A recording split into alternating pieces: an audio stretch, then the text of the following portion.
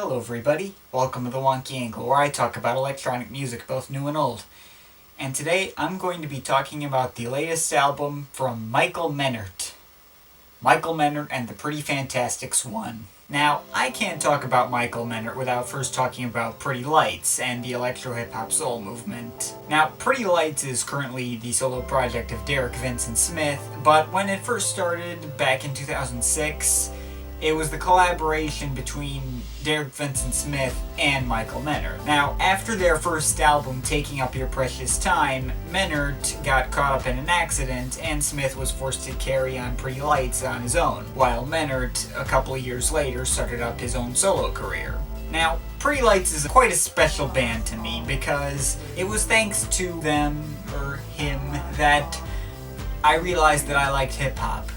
Also, it did help that Pretty Lights is American, so I was able to see him live in Chicago at one point, and score a t-shirt of him, which I'm sure you've seen me wear a couple of times on this show. Here's the thing though I really used to like Pretty Lights, such is not really the case anymore. I mean, I like him, but not even close to the same extent as I did when I first discovered him. Derek Vincent Smith is excellent at putting together really catchy hooks that you want to listen to over and over. And yes, he can definitely be an interesting producer sometimes on tracks like More Important Than Michael Jordan or High School Art Class, but for the most part, there really isn't much to him beyond said hooks. Repeat listens to him and pretty much everyone else on his PLM label proved to be quite grating, and I just left the entire genre by the wayside, moving on to other things. And I haven't listened to most of electro hip hop soul in over a year. However, despite all this, Pretty Lights left my rotation, all the other guys on PLM left my rotation, but Michael Menert didn't. As it turns out, this guy was the only PLM guy that actively got better with repeated listens. He never got trapped in a comfort zone like some of his peers did. Each of his albums provided a unique experience with a surprising attention to detail and more of a focus on getting an emotional response out of the listener rather than just doing generic feel-good vibes. Not to discredit the other electro-hip-hop soul guys, I mean, I haven't listened to most of them in over a year. I listen to Pretty Lights like every now and then. I think they deserve a second chance at some point. But point is, while I got sick of Michael Menert's peers, I did not ever truly get sick of Michael Menert. So here's my quick thoughts on his discography so far. Alright, admittedly this album was also a bit grating with repeated listens, but the best songs on here remain among his best to this day. See Wave Shift, Feeling Better, and Tomorrow May Never Come. Despite being nearly twice as long as his debut, it was far more solid and consistently good. Not a single bad track on here. This time Menert limited himself to just 4 tracks so as not to leave any room for error. And my god, did he nail those 4 tracks.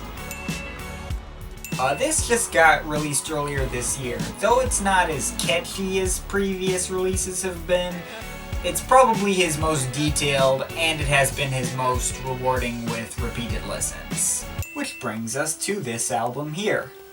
Now, recently, Michael Menert's been touring around with this live band fittingly titled Michael Menert's Big Band, and this inspired him to bring together 5 members of that live setup, being Marcelo Moxie, AC Lau, Daniel Delisle, Lil Glazier, and Matt Van Den Hoeville.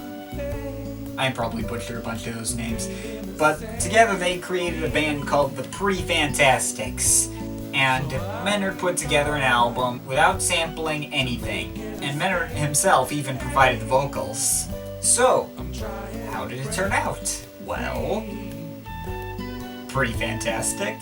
This album's kind of a contrast with Space Jazz in that Space Jazz was really detailed, but it wasn't super catchy, and I had to listen to it a couple of times to really get into it.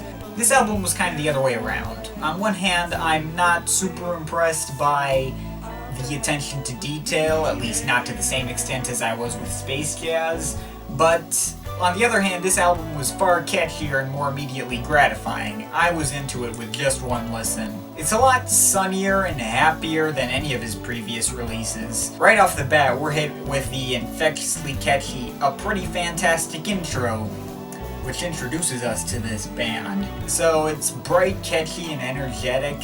And did I mention catchy?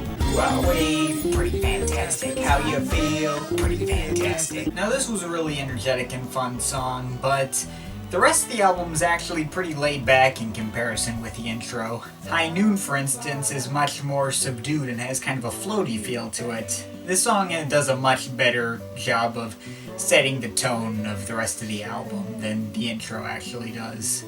The Reason is like a bouncy tropical Hawaiian song or something. I really like this one. It also has some choir sounds in it or something.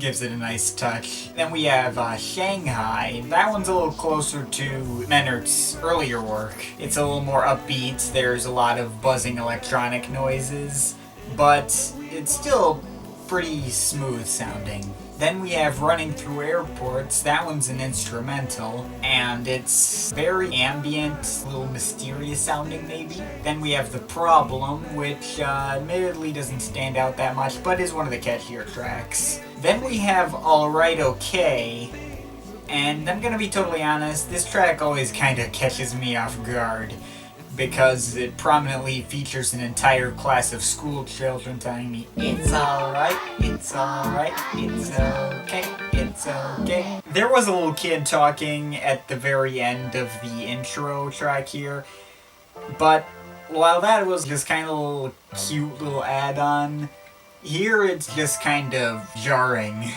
I don't know. Also, the instrumental is kind of one of the less interesting ones on here, so, you know, this track doesn't really do that much for me. But it does pick up after that. Next, we have Paradiso, which may or may not be a typo, but whatever. Anyway, this track heavily reminds me of a certain song by the Moody Blues. The rain is on the roof. Lately I'm afraid of what the day. That's actually probably a coincidence, but I thought it was pretty cool anyways.